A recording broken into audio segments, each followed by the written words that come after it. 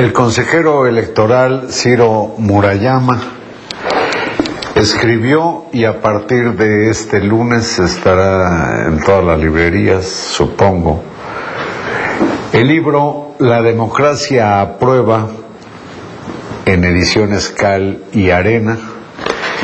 Y lo que me llamó la atención, le digo a mi invitado Ciro Murayama, es que este libro hace pensar que, a pesar de los muchos problemas en distintas áreas que vive México, la democracia pues como que no ha tenido problema. Eso me llama mucho la atención. Bueno, yo creo que en materia electoral y de renovación pacífica de poderes a través de elecciones genuinas, hemos logrado dejar atrás un pasado en donde justamente hace 30 años, cuando yo empecé a votar, por ejemplo, pues no había garantías de respeto al sufragio. Y entonces el país tenía muchos problemas que siguen ahí o incluso han ido a peor, como el de la inseguridad. Pero la renovación del poder ya no se hace de manera autoritaria, no es a través del engaño, del sufragio o del control desde el gobierno de las autoridades electorales, sino que México ha sido capaz de ir edificando un conjunto de reglas, de instituciones, de procedimientos para que la gente vote en total libertad. Y prueba de ello es que en las 4 elecciones que llevamos presidenciales del siglo, en 3 la gente ha decidido cambiar de gobierno. Hemos tenido 3 alternancias. Si nos vamos a ver qué ocurre con las gubernaturas, simplemente entre las que han ocurrido entre 2015 y 2019, tenemos cerca del 70% también de cambios de gobierno. Es decir, estar en el gobierno ya no es condición de seguir en él, porque la gente ejerce en libertad su voto de castigo, y lo mismo está pasando en los municipios. Entonces, ¿cómo es posible que en un país en donde hay tal nivel de desconfianza a las instituciones, donde la disputa política es muy fuerte, que al final los conflictos electorales prácticamente sean excepciones y cosas del pasado, y por el contrario lo que tengamos es una vida de renovación de poderes pacífica, sin violencia, sin afectaciones? Pues eso es porque no es una casualidad ni es un accidente, es porque tenemos un conjunto de pilares básicos que hacen posible que la gente vote en libertad. Entonces este libro quiere ir a contracorriente de quienes desprecian los cambios, los avances democráticos, y a la vez pues quiere subrayar dónde están los aciertos que hemos tenido como sociedad y las cosas que conviene cuidar para, en democracia, enfrentar todo lo demás que no hemos resuelto o que incluso se nos ha ido a peor. Bueno, pues ese es el ángulo medular de lo que a mí me llamó la atención, porque no deja de ser paradójico que, habiendo tanto problema en materia de, pues hasta de abasto de medicinas, no se diga de falta de seguridad o insuficiencia en gran parte del país, problemas de educación, de salud, problemas económicos, problemas de los grupos de poder que han vivido enquistados y siendo tan determinantes en el derrotero nacional, pues efectivamente en el tema electoral como que no ha habido mayor problema. Pues ha habido avances. Por ejemplo, yo creo que a veces no ponemos la atención suficiente a hechos como que el día de la elección presidencial última, en 2018, hubo también elecciones en 30 estados, elecciones locales. Nunca se habían electo tantos cargos de representación y de gobierno el mismo día, un año con problemas en materia de inseguridad en buena parte del país, y sin embargo ese día el Estado mexicano, a través de las casillas electorales, estuvo presente en todo el territorio y todos los mexicanos pudieron votar en igualdad de condiciones. La profunda desigualdad que nos corroe como sociedad se atempera, o al menos no opera en materia electoral, porque vota en una boleta idéntica un indígena de las zonas con mayor marginación social del país a como lo hace un empresario en Monterrey o algún residente de las zonas de mayor ingreso en las grandes ciudades del país. Es decir, hay un día en que todos los mexicanos somos iguales y es el día de las elecciones. Y el peso de cada voto es exactamente el mismo. Se dice rápido, pero ha costado años llegar a esto. Hay un ángulo que vale la pena resaltar, y es que esto se debe no solamente a la existencia de una institución ciudadanizada como es el Instituto Nacional Electoral, sino fundamentalmente pues a la participación de un titipuchal. Yo creo que centenares de miles o no sé cuánta gente participa en las, solo por citar, en las jornadas electorales. Así es. Mira, en 2018 tuvimos 800,000 personas haciéndose cargo de ser las autoridades el día de la jornada electoral, de instalar la casilla, de recibir el voto de los vecinos, de contarlo, de llenar las actas, y hubo también cerca de 600,000 personas que adicionalmente fueron a cuidar los votos como representantes de los partidos. Entonces tuvimos una auténtica movilización ciudadana, además de los 56 millones de mexicanos que fueron a sufragar. Bueno, 1.400.000 personas en estas cuentas que hace Ciro Murayama, que con mucho superan la planta de la burocracia en México. Así es. No, realmente las elecciones son posibles porque son ciudadanizadas, porque son ciudadanos de a pie, nuestros vecinos, gente que no trabaja en el INE, que no cobra por su labor, la que hace posible el momento clave, que es la jornada electoral, el proceso de votación. Pero hay otras claves previas. Por ejemplo, tenemos un padrón totalmente confiable. En 88 no teníamos un padrón confiable, se hablaba de rasurados del padrón, de muertos votantes. Bueno, hoy que solo se pueda sufragar una vez, llegando con la credencial para votar con fotografía, y que el padrón no lo maneje, no lo manipule el gobierno, sino que esté en manos de una institución autónoma como es el INE. Y es una institución autónoma, pero del Estado mexicano. Así es. O sea, nos pertenece a todos.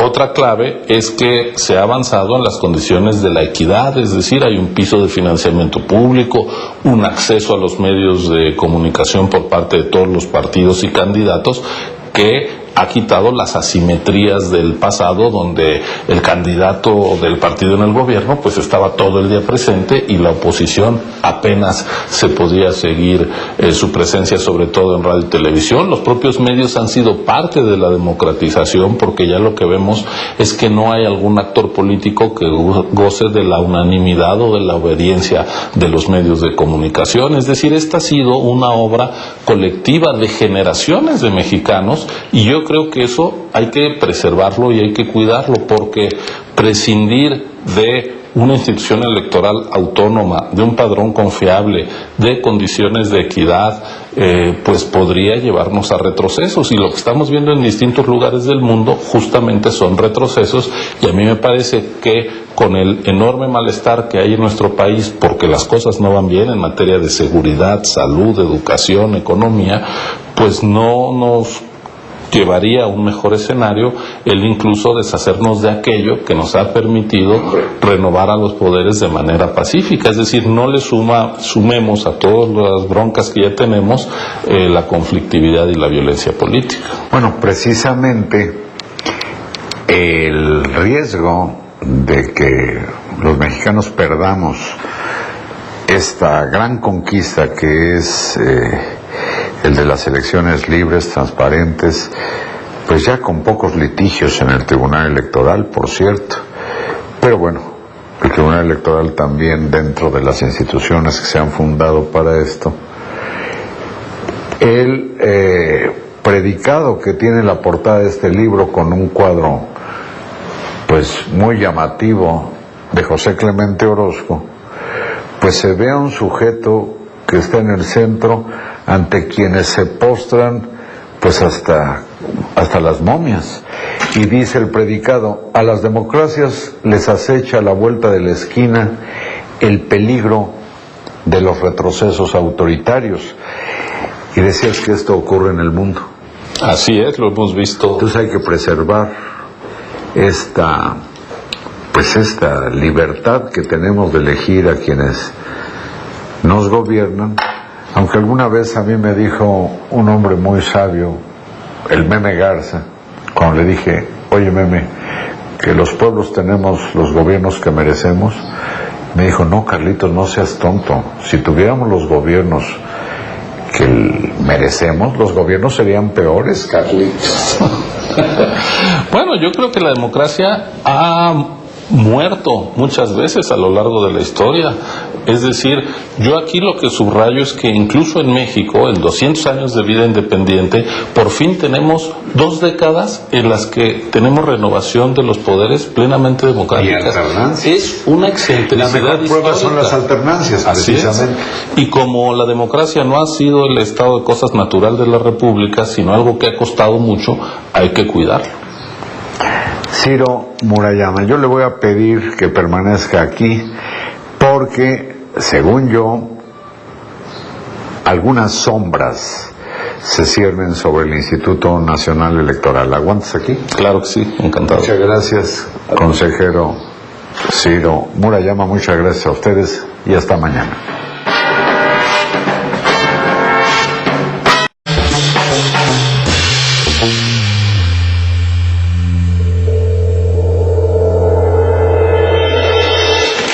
¿Cómo les va?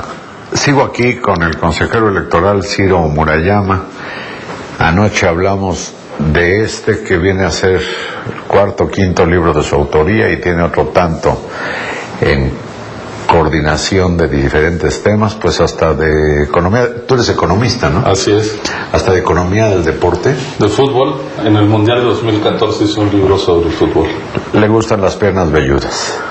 El asunto es que este libro lo va a presentar el 2 de octubre, que no se olvida, en el Rosario Castellanos, aquí cerca en la Colonia Condesa, y espero que sea muy exitosa su venta, porque además no sé pues de qué vas a vivir dentro de poco tiempo, porque además de la austeridad que se ha impuesto, a los consejeros electorales les quieren recortar inclusive no sé, prestaciones que tienen convenido desde hace mucho tiempo, como serían los seguros de gasto médico, seguro de vida, seguro de separación separación del trabajo, y parece ser que eso no es precisamente legal. Bueno, lo que tenemos en distintos organismos autónomos es justamente la discusión frente a la Cámara de Diputados acerca de qué debe seguir como prestaciones de los trabajadores, no de los consejeros. Nosotros creemos que... Claro, estas son prestaciones no solo para los consejeros. No, es para todos los mandos medios y superiores, como en todo el Estado mexicano ocurría en el sector público, y lo cierto es que hoy no tenemos una ley que nos esté obligando a prescindir de eso, que además son derechos adquiridos, y por eso desde que se aprobó el presupuesto para 2019 nosotros interpusimos una controversia constitucional ante la Suprema Corte, y ya la Corte dirá sobre ese asunto en particular.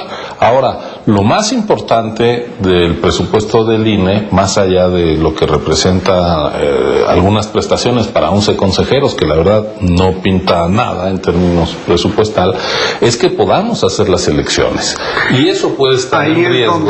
Ahí es donde yo veo un problema, porque hay una insistencia por parte de un sector morenista o del partido Morena, como la de un diputado que se ve que no tiene la menor idea de lo que es, yo diría la palabra inteligencia.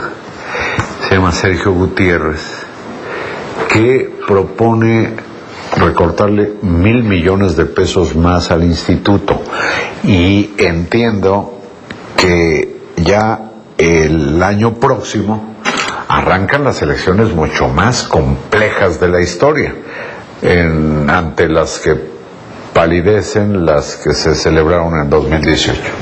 Efectivamente, en 2021 se va a renovar la Cámara de Diputados, pero va a haber elecciones locales en las 32 entidades y se va a elegir a nivel local, por ejemplo, 15 gubernaturas. Entonces, todas las casillas de esa macroelección, pues las tiene que instalar el Instituto Nacional Electoral a lo largo y ancho del territorio, y la ley nos mandata a iniciar el proceso electoral en el mes de septiembre previo. Esto es septiembre de 2020. 4 meses de 2020. Por eso dije el año próximo. Tienes toda la razón. Arranca el proceso.